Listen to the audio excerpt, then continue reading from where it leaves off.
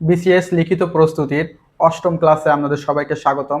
বোর্ডে আপনারা লগের একটি অঙ্ক দেখতে পাচ্ছেন। এই অঙ্কটি 45তম বিসিএস এ এসেছিল। চলুন আমরা অঙ্কটি প্রথমে পড়ি। যদি P equal X to the power A by X to the power B, Q equal X to the power B by X to the power C এবং R equal X to the power C by X to the power A হয়, তবে দেখান যে log p square plus A B plus B square plus log a Q B square plus B C plus C square plus log r equal R C square plus C A plus A square সমান সমান 0। তার মানে আমাদেরকে বাম পক্ষ এবং ডান পক্ষ মিল করতে হবে। এখন আমরা শুরু করি সমাধান।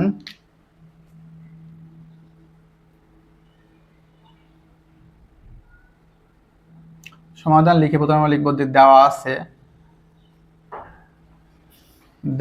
আছে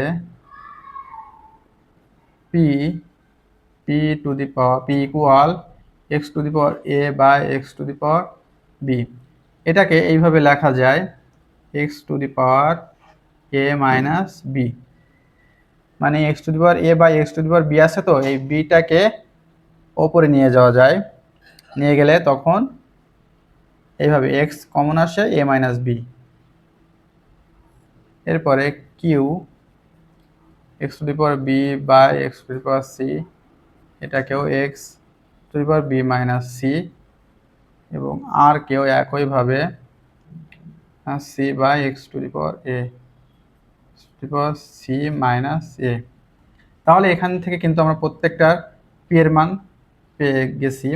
এখন লিখি, এখন এল এইচ এস সমান সমান পুরো রাশিটাকে আমরা লিখি log P square plus A B plus B square plus log Q B square plus B C plus C square plus log R C square plus C A plus A square. এবার খেয়াল করেন, এবার আমরা পির জায়গায় Q এর জায়গায় আর এর জায়গায় এইটাকে বসিয়ে দিব। তাহলে আমরা এখন লিখি log x to the power A minus b, এটা ব্র্যাকেটের ভিতরে রাখলাম, বাইরে square plus A B plus B square. প্রত্যেকটা জায়গায় তাই করব।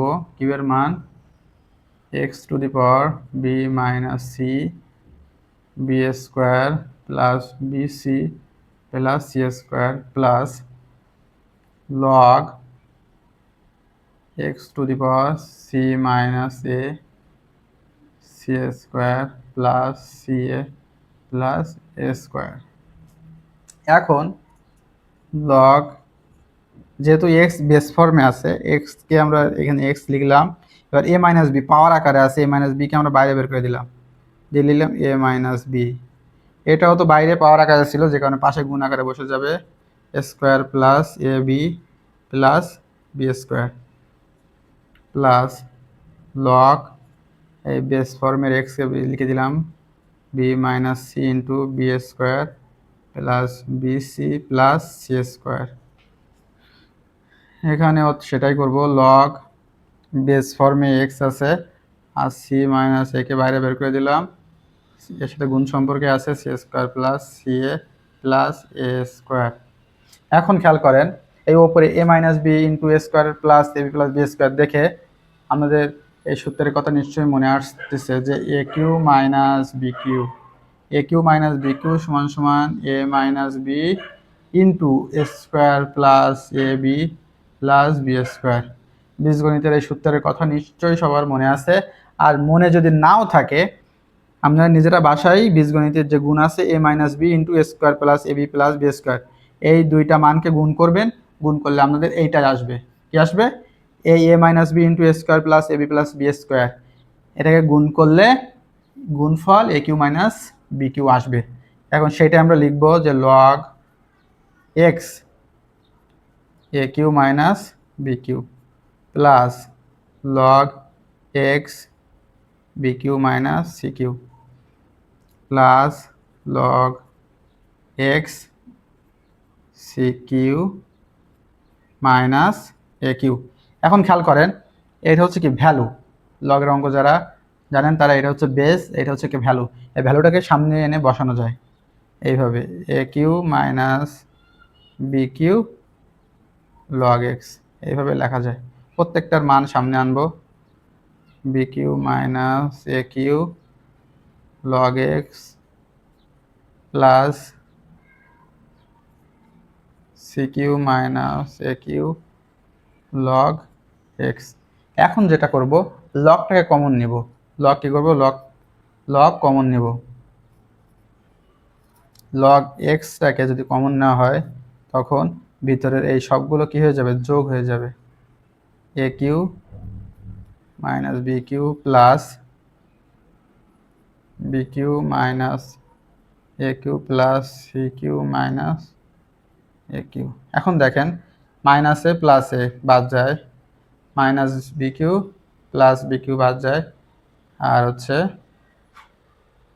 এখানে তো একটা সি অবশ্যই, A Q minus B Q, B Q minus A Q, C Q minus C Q. না, এখানে হচ্ছে কি, এইটাও সি ছিল, লেখা ভুল হয়ে গেছে, এখানে সি হবে, এটা সি হবে, এইখানে এটাও কি হবে, এটাও সি।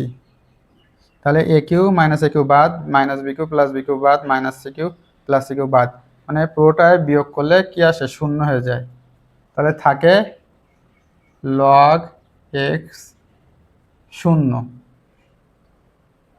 এখন লগ এক্স যখন শূন্য হয়ে যাবে তখন এটা মানও পুরোপুরি কী হয়ে যাবে, শূন্য হয়ে যাবে। তাহলে কি আর এইচ এস দেখানো হলো।